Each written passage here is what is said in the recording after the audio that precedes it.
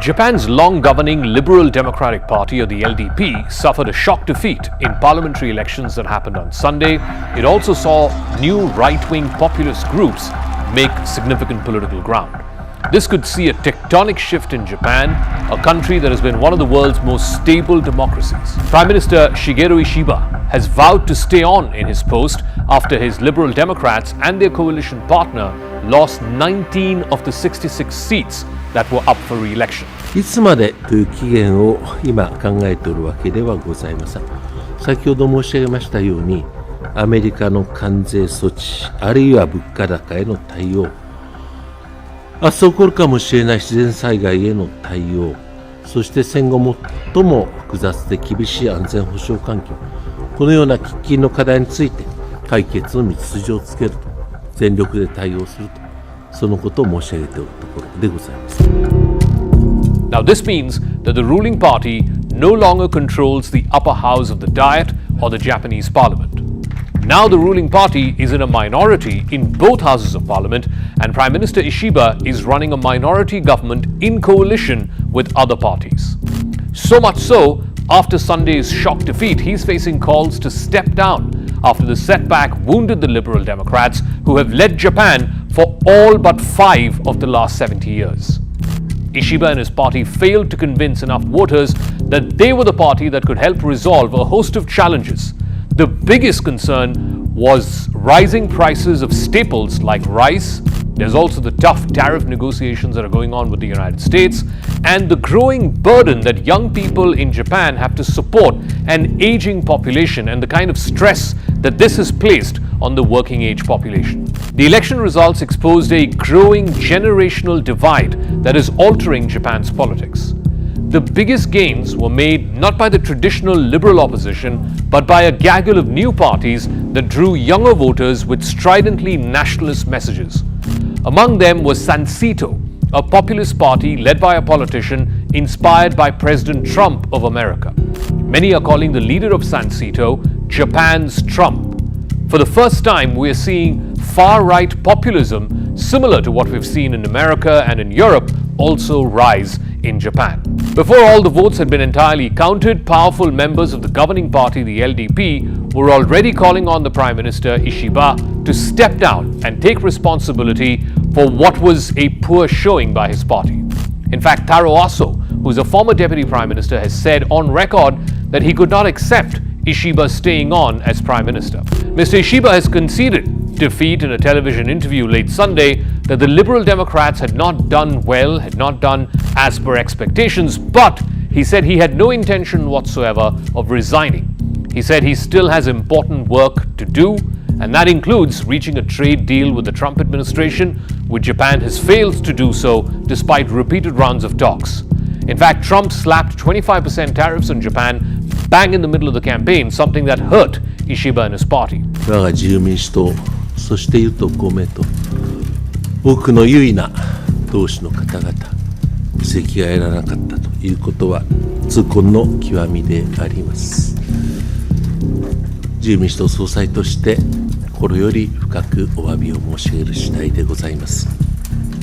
But analysts say that Prime Minister Ishiba could struggle to find support within his party, particularly so because this is the second defeat in the last 1 year.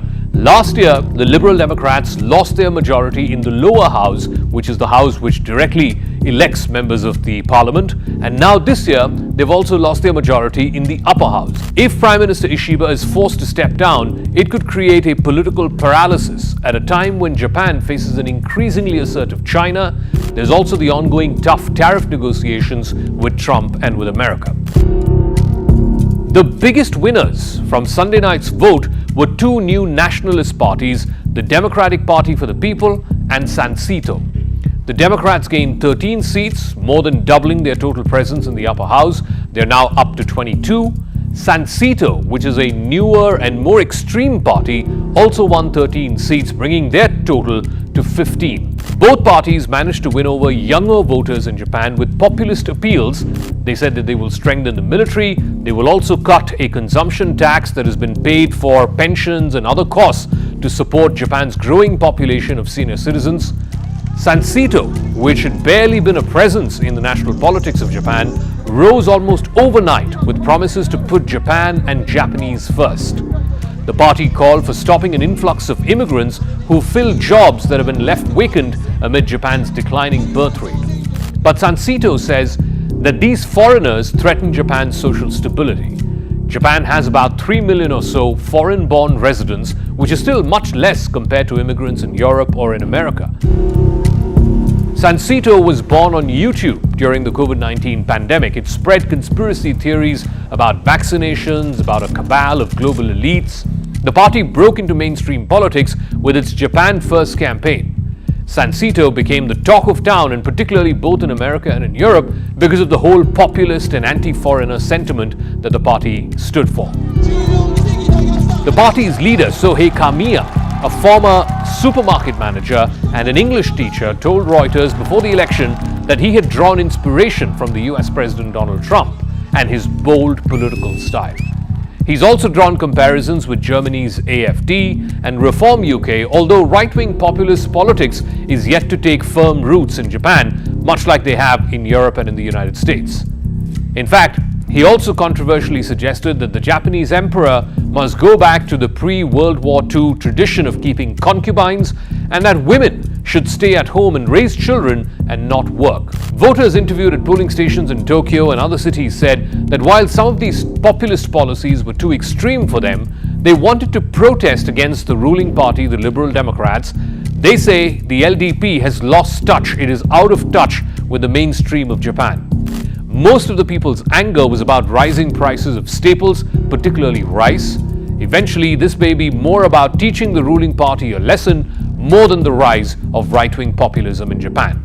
The next few weeks in Japanese politics will be worth paying close attention to.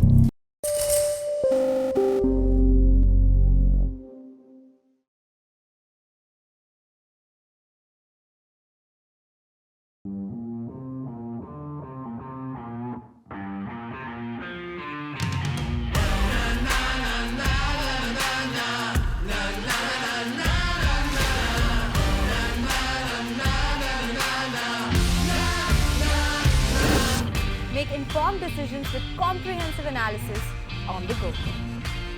Strengthen your portfolio with real-time market updates on the go.